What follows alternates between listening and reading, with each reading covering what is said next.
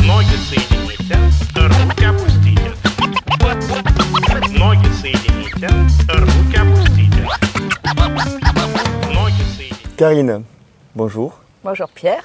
Le patient cirrhotique qui a une thrombose porte et qui a, dans la situation où le taux de plaquettes est abaissé à moins de 50 000, on a démontré qu'il y avait un risque hémorragique qui est majoré.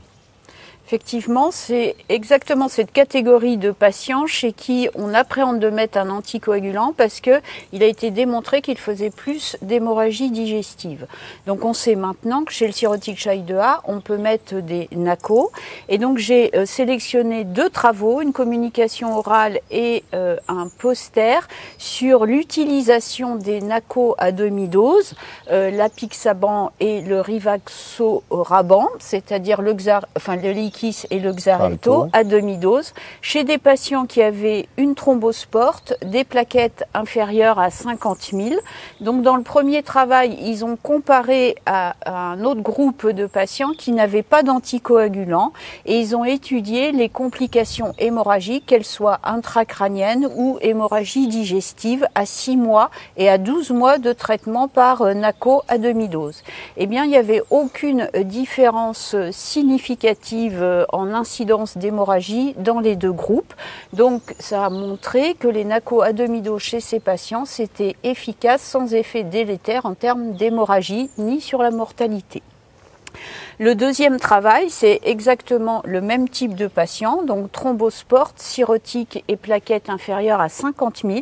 Et cette fois-ci, ils ont comparé les NACO à demi-dose versus un groupe qui recevait des AVK. Et donc là non plus, il n'y avait pas de différence significative en termes de complications hémorragiques par rapport aux AVK.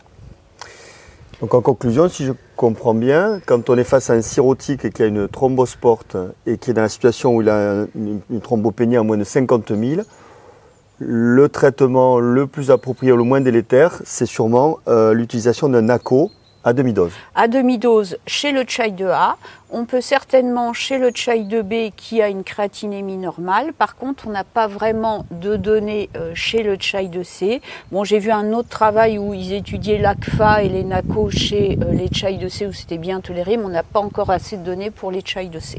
C'est clair, merci. Ноги соедините, руки опустите. Ноги соедините,